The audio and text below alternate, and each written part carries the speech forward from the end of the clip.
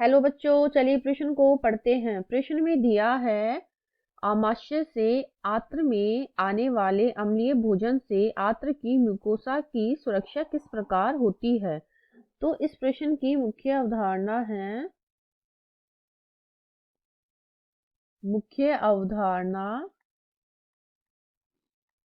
पाचन व अवशोषण।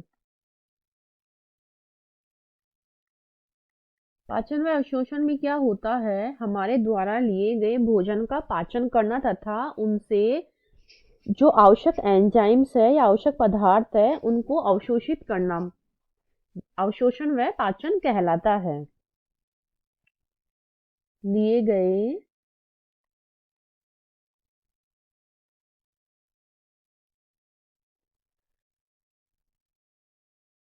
लिए गए भोजन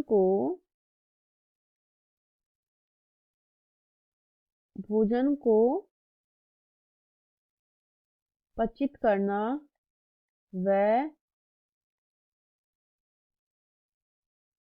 उसमें उपस्थित आवश्यक तत्वों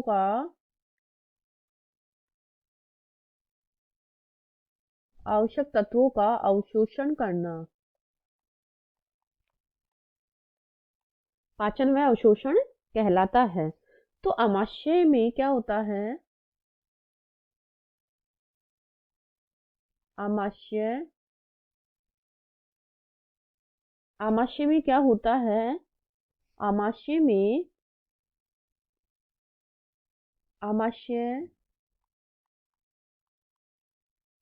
आमाशय की म्यूकोसा में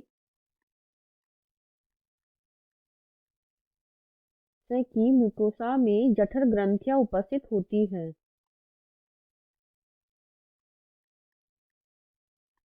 में जठर ग्रंथियां उपस्थित होती है और ये क्या करती है,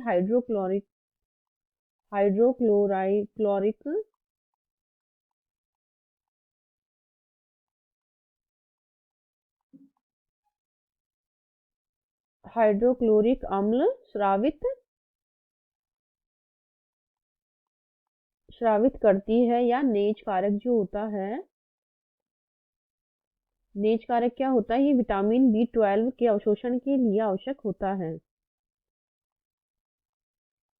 विटामिन B12 जिसे साइनोकोबालामीन भी कहते हैं के अवशोषण के लिए आवश्यक का स्रावन जो होता है वो हमारे आमाशय की म्यूकोसा में उपस्थित जठर ग्रंथियों द्वारा किया जाता है। अब इससे क्या होता है, जो भोजन जो होता है,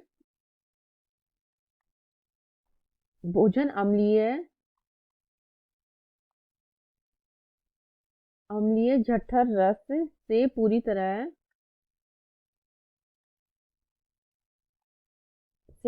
तरह मिल जाता है। तो जो मिल जाने के बाद जो बचा भोजन होता है हमारा, उसका मिलने के बाद जो भोजन है उसका हमारा नाम पड़ जाता है काइम। काइम क्या करता है, ये जाता है आंत्र में, और हमारी आंत्र की जो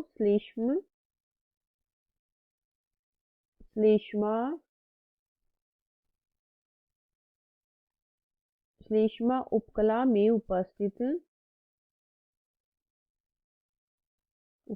उपस्थित जो गॉबलेट कोशिका होती है,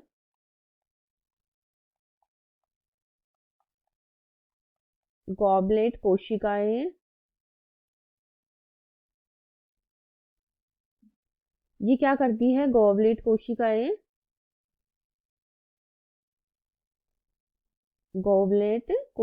क्या करती है, ये श्लेष्मा का सिक्रीशन करती है,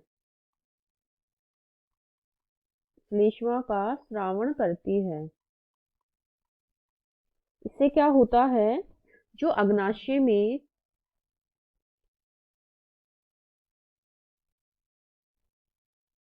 अग्नाशय में उपस्थित जो बाइकार्बोनेट होता है,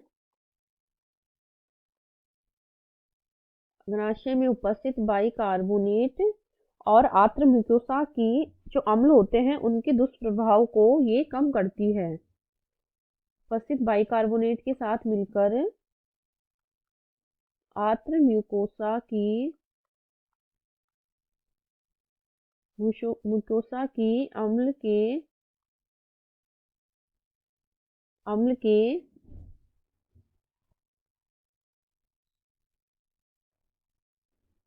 अम्ल के दुष्प्रभाव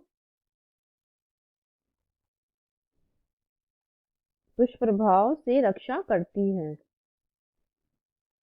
और क्या करती है ये? एंजाइम को सक्रियता के लिए आवश्यक क्षारीय माध्यम भी एंजाइम की सक्रियता के लिए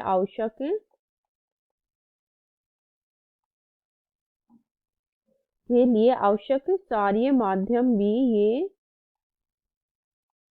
उपलब्ध करवाती है, जिसमें pH 7.8 होता है।